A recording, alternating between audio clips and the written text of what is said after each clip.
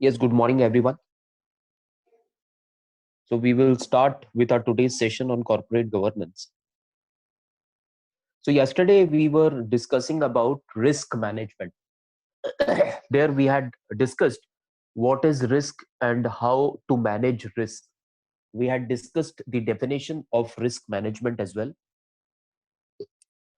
We had started with discussing on the principles of risk management. We were discussing the four principles of risk management,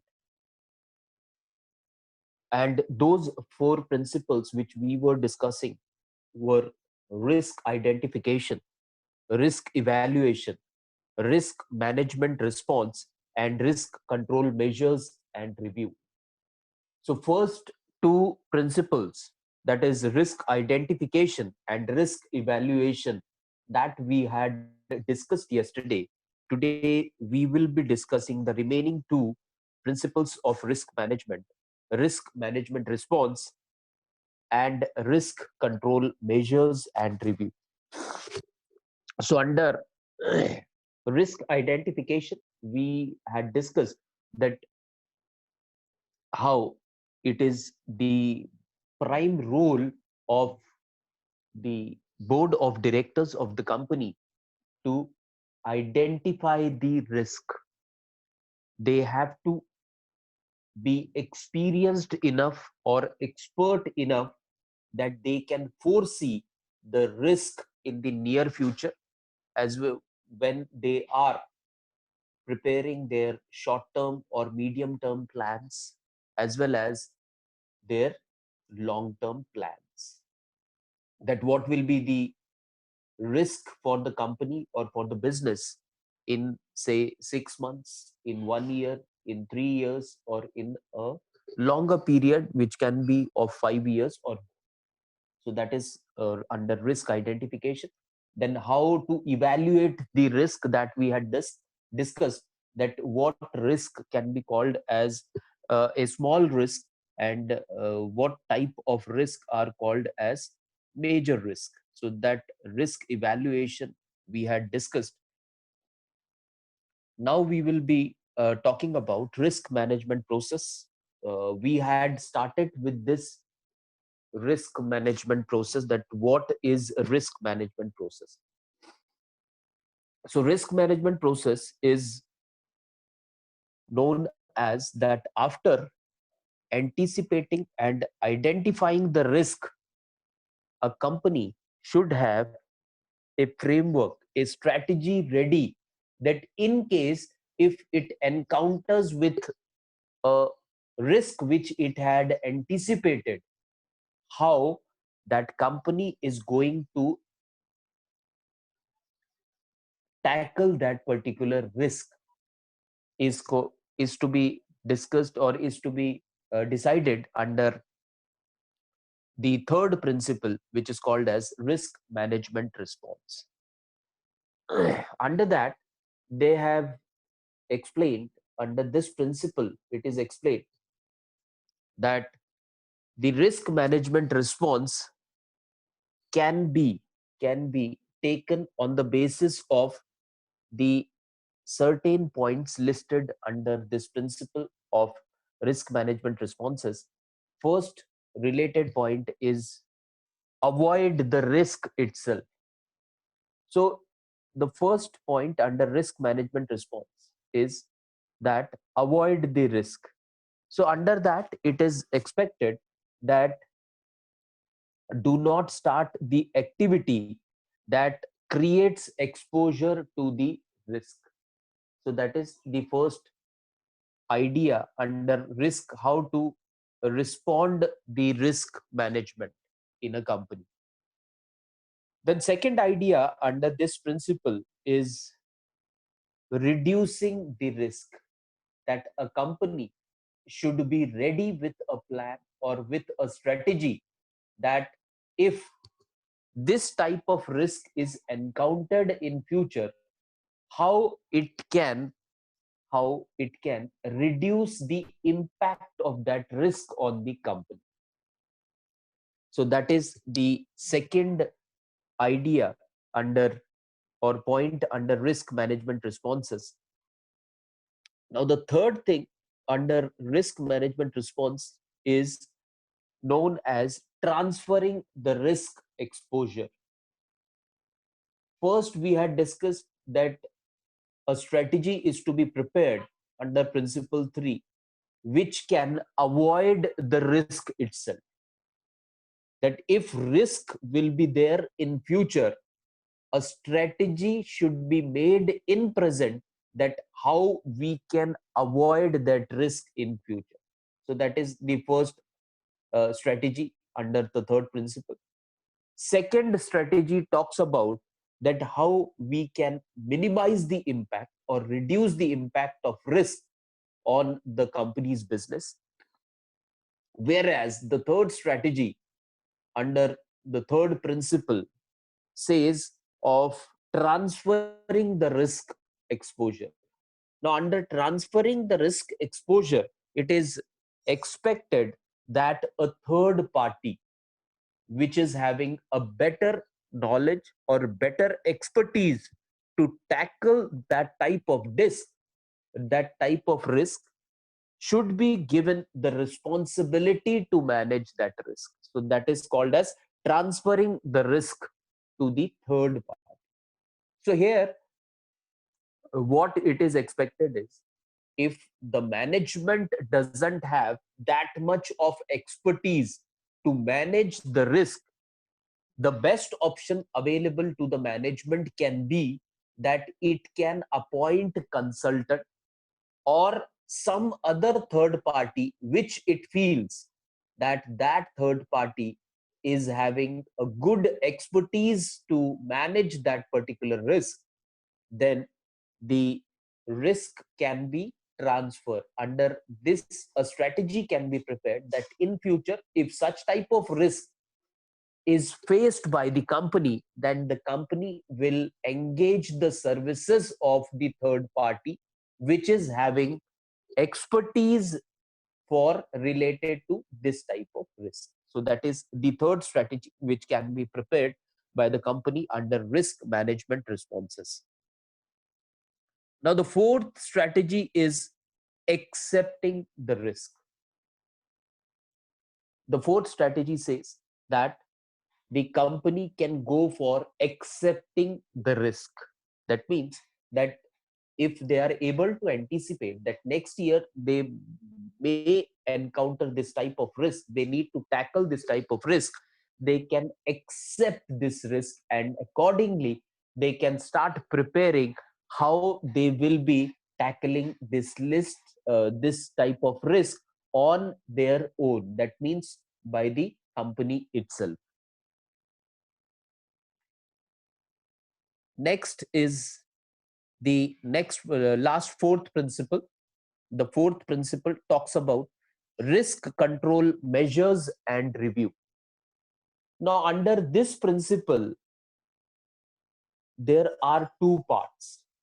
First part talks about risk control measures, and the second part talks about review.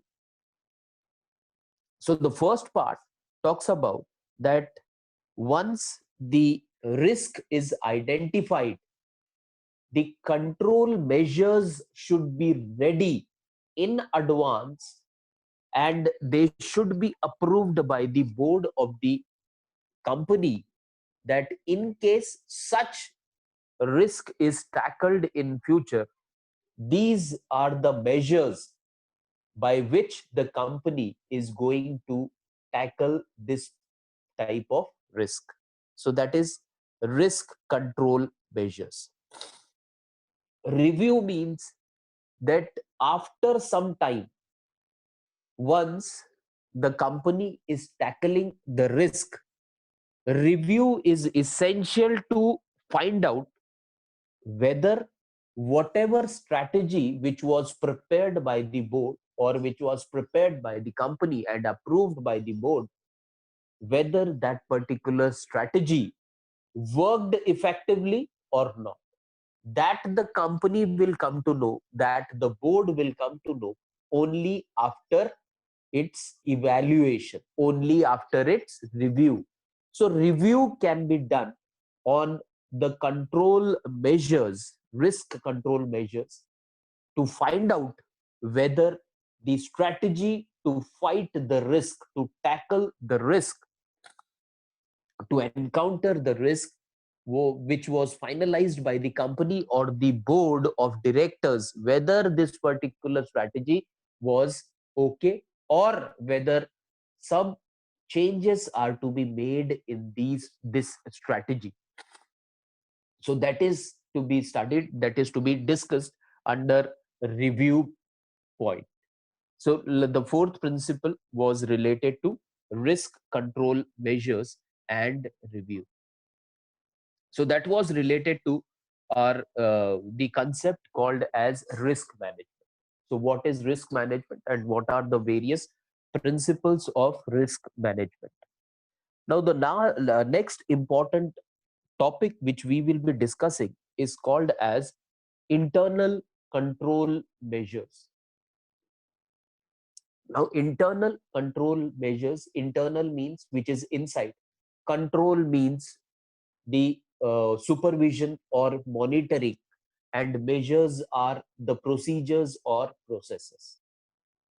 So what are the various internal, that means inside the company, processes or procedures prepared or approved by the board of directors of a particular company, that we will be discussing now. So internal control measures.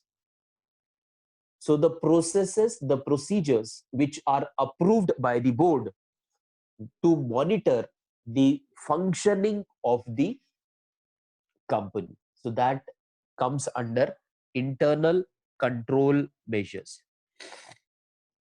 When we talk about internal control measures, there are certain mechanisms which are to be taken care by the board, which which should be set up properly, which should be communicated properly to the each and every person of the organization, that what these procedures are, what are the processes of internal control.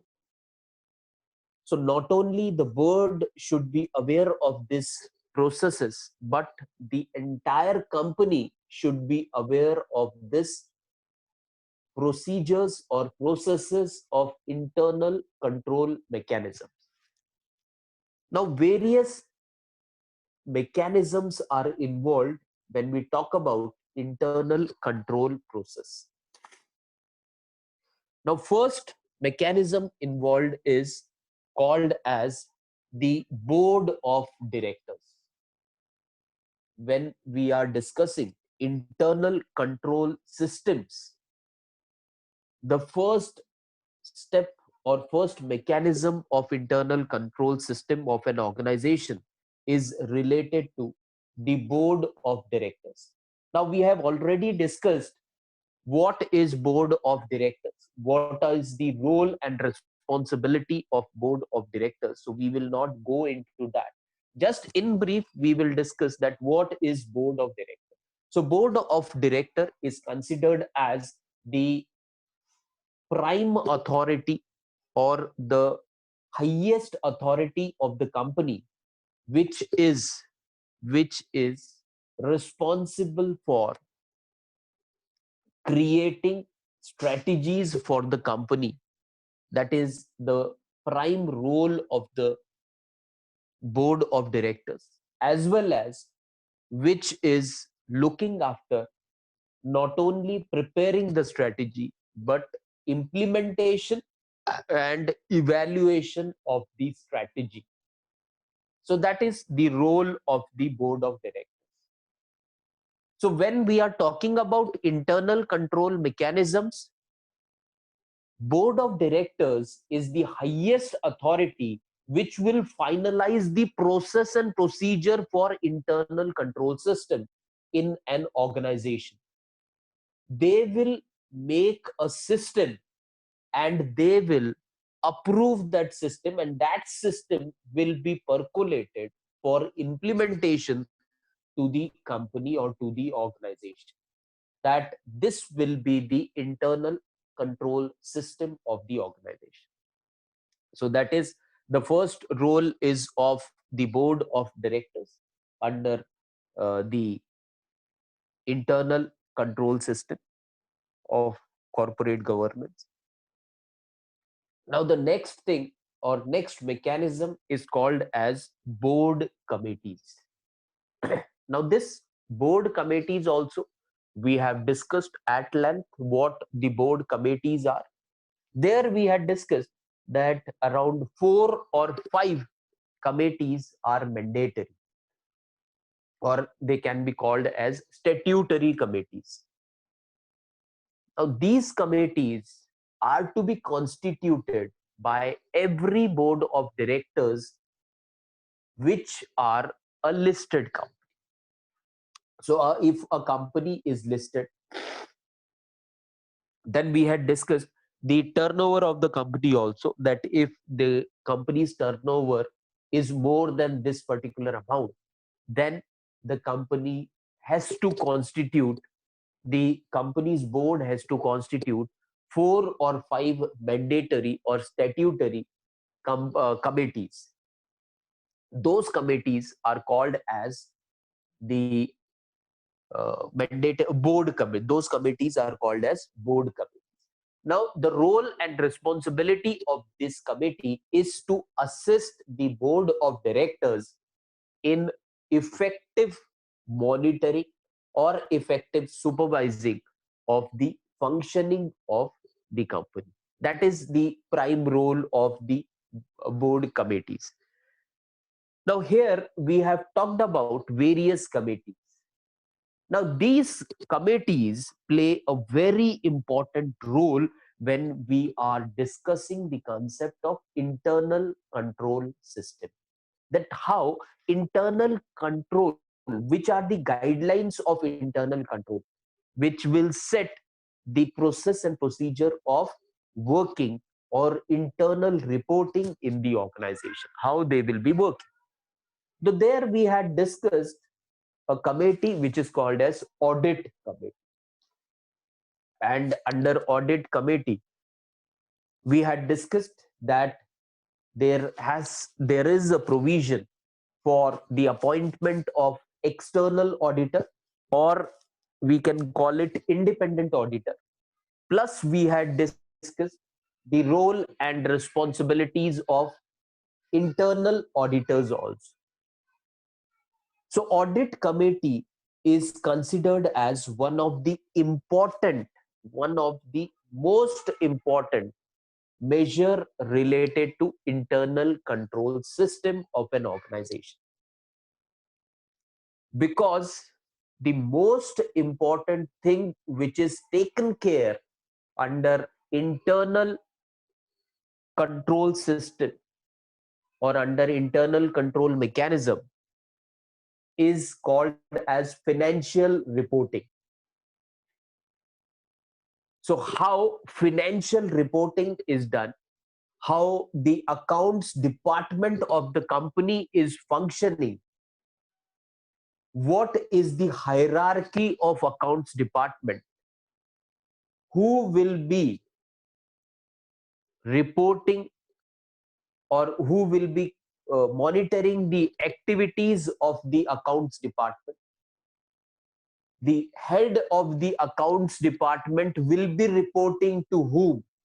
All these things are to be finalized by the audit committee, because the most important thing to be taken care in corporate governance is related to financial regularity.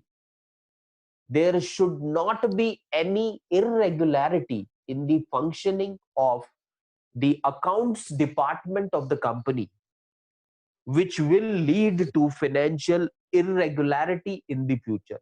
It is to be checked, it is to be monitored, it is to be controlled, and the duty or the responsibility to do this is given to the audit committee. So audit committee will be appointing the external auditor, who will be called as independent auditor, who will not be under the control of the company.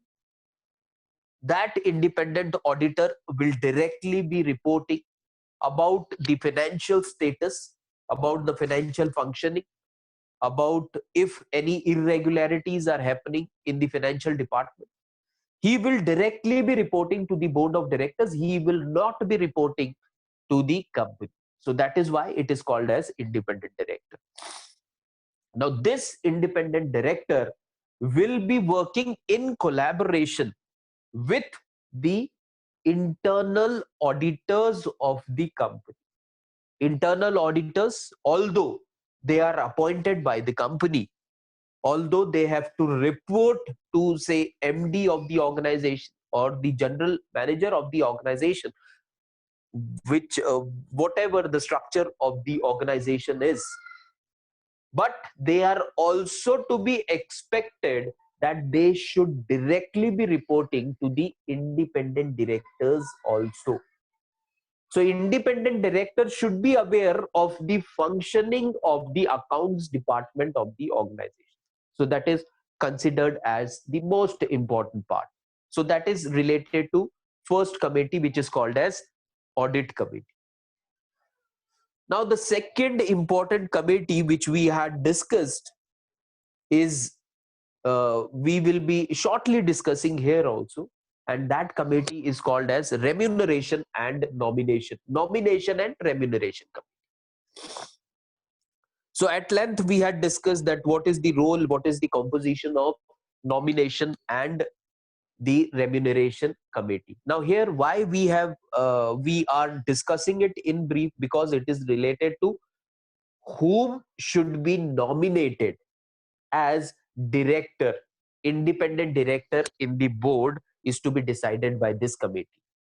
What remuneration or what type of package, what type of incentives can be given to the independent director is to be decided by this committee, which is called as nomination and remuneration committee. So this committee again plays a very important role when we are talking about the internal control systems. Next committee or the remaining committee, they are related, but these two committees plays a very important role in finalizing the in finalizing the procedures related to the internal control system.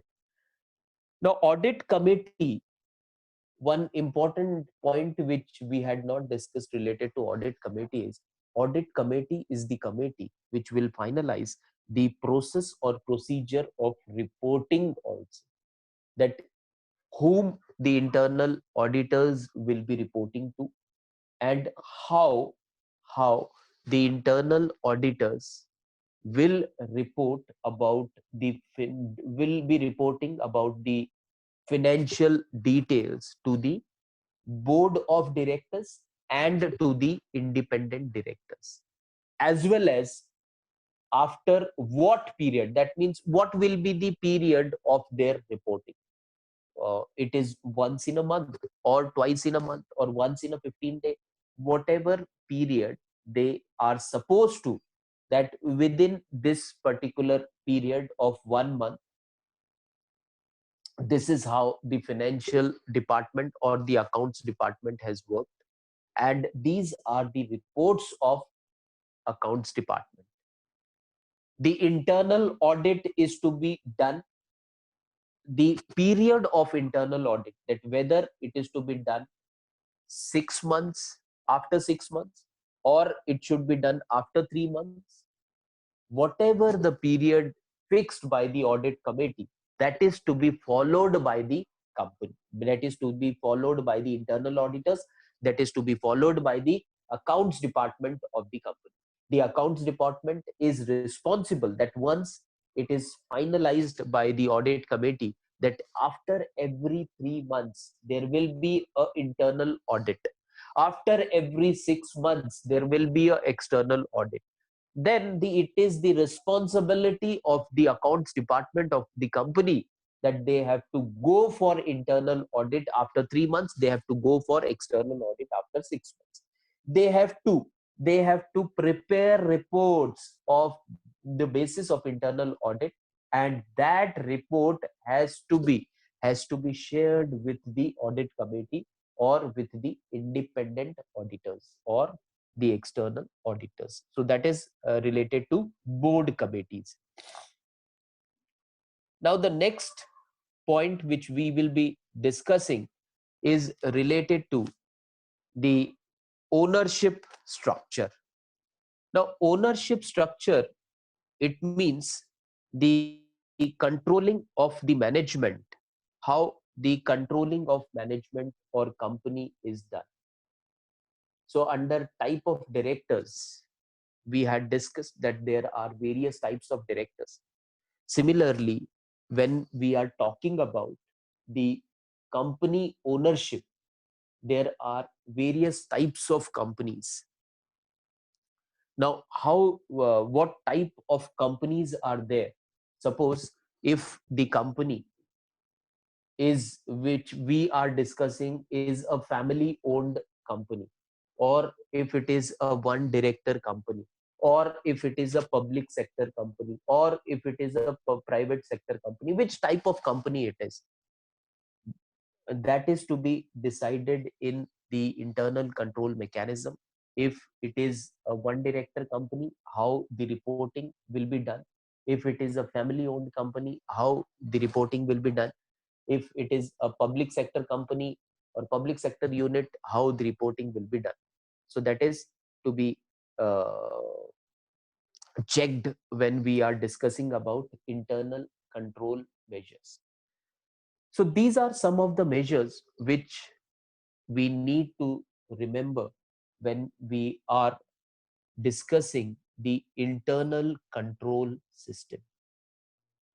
Now there are certain external control system also which we will now be discussing, that these are the internal control systems which are called as the process or procedures set or made by the board of directors and which is implemented by the management of the company. These measures help the company to do the reporting effectively, financial reporting effectively. These measures help the company to manage the working, particularly the working of the accounts department in an effective manner. Whatever the principles of accounts are, whatever the principles and procedures of accounts are, these procedures and principles are to be followed when when the accounts department is keeping the record of financial transactions of the company. So whatever the general principles of accounts are, that are to be followed, that are not to be overlooked. Credit should go to credit side, debit should go to debit side. All those principles are to be followed. That is expected under internal control system. Now here, if the internal control system is set up properly, if it is working properly, then we can expect that the company will have less number of confusions, less number of conflict of interest, and it will be good for the health of the company. And in future, the company will grow. That we can expect if the internal control system of the company is proper, or it is effective, it is communicated to each and every person of the organization. It should not happen that that the board of the directors have prepared a process and procedure for internal control system of the organization, and that system and that process is communicated only to the top brass of the company or top positions of the company, and these top positions have not percolated this process to the remaining organization, then we cannot expect that it will work effectively, because it should be known to every person in the organization that in case if anything which is not good for the health of the company is happening in the organization, if the internal control systems are proper, are placed in a proper manner, are communicated properly to each and every one of the organization, then that person will definitely be aware of that in case of any problem, in case of anything which is not good for the health of the organization, if that thing is happening, whom he should convey that, whom he should report that particular thing. So that should be the effective way of internal control system. So the basic idea or the basic objective of setting the internal control mechanism or system is that it will be good for the organization. It will make the organization more effective. Now we will talk about the external control mechanisms also. There are few, one or two external control mechanisms that we will be discussing. So the first control mechanism is related to the financial market. Now, stock market plays a significant role in companies' ups and downs. With the help of stock market, the general public can easily find out whether the company is moving forward, or the company is blocked somewhere, or the company is coming down. How we will come to know?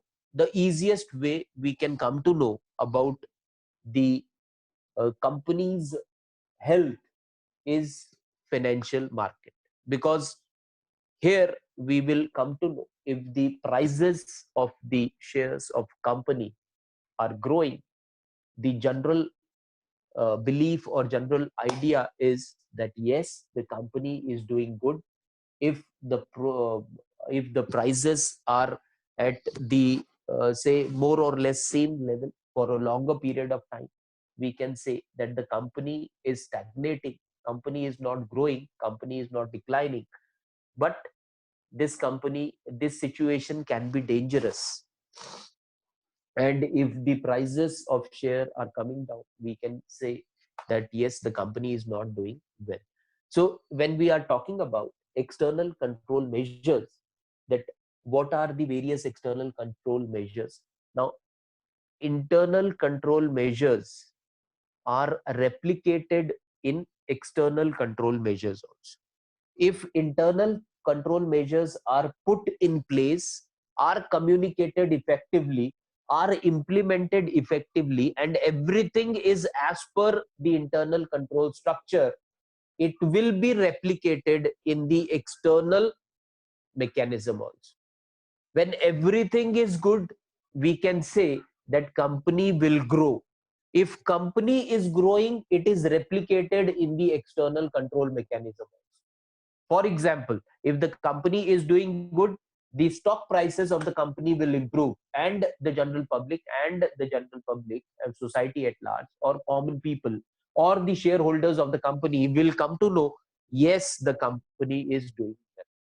But if there are confusion related to implementation of internal control mechanism in the organization, and because of that confusion, if there are certain problems in the organization, that again will be replicated in the external mechanism in the form of reduction in the shares of the company.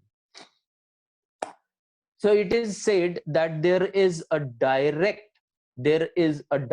relation between the market value of the firm and efficiency of the value. Internal control system not only talks about only and only accounts department, it talks about the entire organization's process and procedure. but more focus is given to accounts department. So if everyone is aware of their role and responsibility, if the facilities are provided, if the whatever raw material is required, whatever machinery is required, whatever capital is required, everything is provided by the company, then we can say that the companies, the efficiency of the people or efficiency of the managers will improve. So there is a direct correlation between the market value of the firm and efficiency of the managers. If the market value of the firm is decreasing, then we can easily find out that the people who are working in the organization at the top positions, they are not performing well for the organization. That is why the company's value or company's share value is decreasing. That is the general tendency, that how shares are purchased.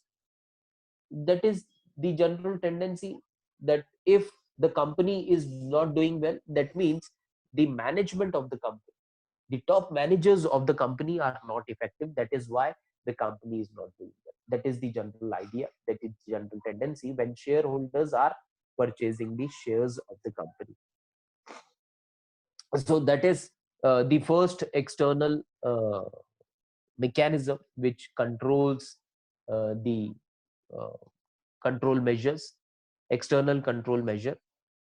Now the second external control measure that we will be taking up for discussion is called as market of goods and services. The market of goods and services. Now here it is said that competition is another factor which leads